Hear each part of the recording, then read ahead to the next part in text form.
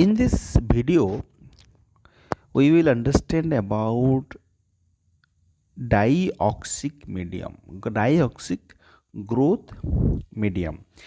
See, we have different kinds of growth medium where we can grow microbes such as E. coli.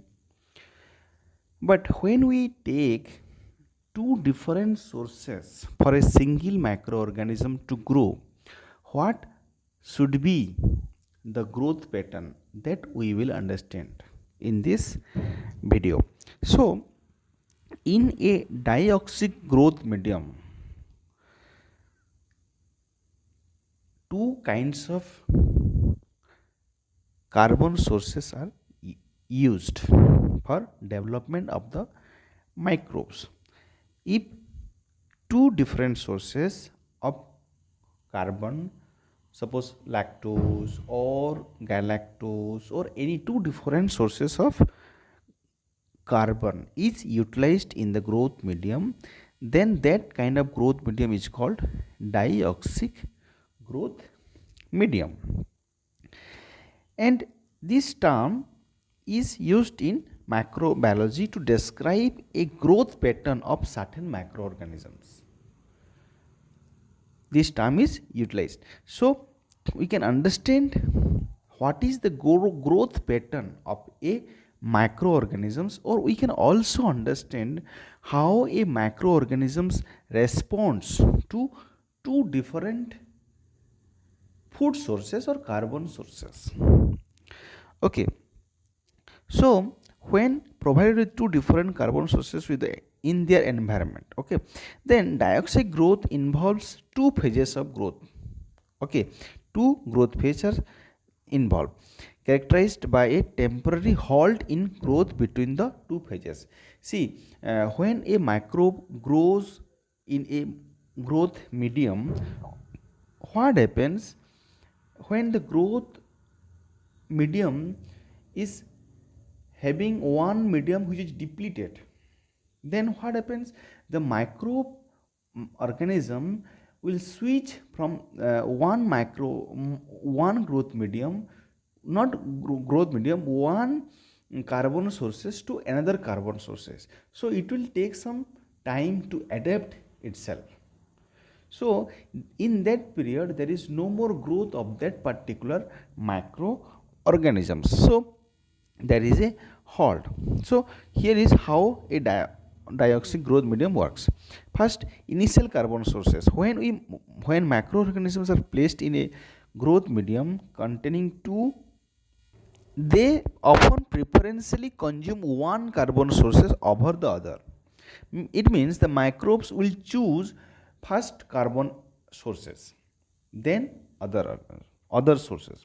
The microorganisms will first utilize the carbon sources that is easier to metabolize. Whatever the carbon sources which is easier to metabolize, that will be utilized by the microorganisms, which provides more energy. Suppose a carbon atom as compared to another carbon atom gives more energy, it means the microbes will utilize that particular carbon sources. Or if that carbon source is easily digested by that microorganism, then it will utilize that carbon sources or food sources, we can say. Then there is, obviously we have discussed growth pause. As once the first carbon sources is exhausted, if it is finished first source, then there is a temporary pause, or we can call it what, lag phase in the growth of the microorganisms. During this phase, the microorganisms switch their metabolic machinery, because it has to utilize another carbon sources, it has to utilize another machinery, metabolic machinery, to adapt. It has to adapt to another carbon sources for its better utilizations. Okay, so there is a halt in the growth of that microorganisms. Then second phase of growth. After the lag phase, the microorganisms resumes their growth. So after the utilizations of the time gap, it will take some time to adapt. So after that, there is a growth period utilizing the second carbon sources. This phase may proceed at a different growth rate compared to the initial phase.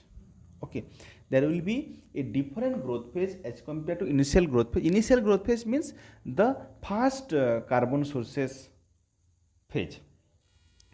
The dioxic growth is a classic example of how microorganisms regulate their metabolism based on the availability of the nutrients. How the microorganisms are utilizing the nutrients, availability of the nutrients, all these things we can understand by these experiments.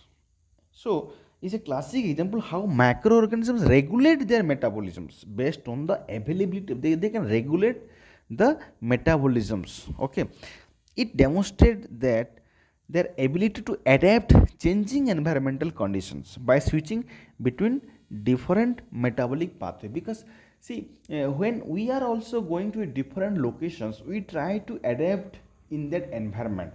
Likewise, microbes also adapt themselves. They adapt their machinery which utilize to digest the molecules, carbon sources.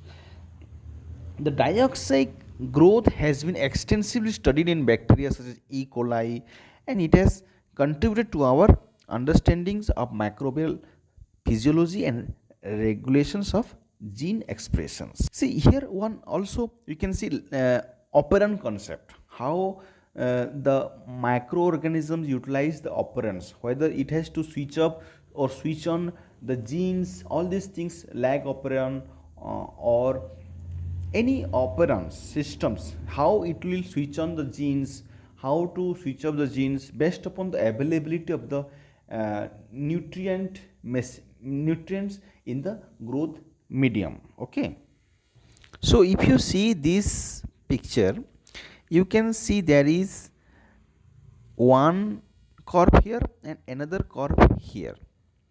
This curve is for glucose metabolisms and this curve is for lactose metabolisms, and we have taken the microbes E. coli. This is the example of dioxic growth medium. Here you can see the number of bacteria is growing and it is taking time. So glucose used, there is a lag phase in between two curve. Okay, this is the important things we have to understand. So during this period, the growth of the microorganisms is negligible, and during this period, the machinery or the genetic system of the microorganisms is diverting itself so as to digest another form of carbon source, that is lactose. So this is a typical way to understand how the microorganisms are adapting themselves for their growth. So with this we have understood one important topic from dioxic growth, okay, in E. coli. Okay, thank you a lot.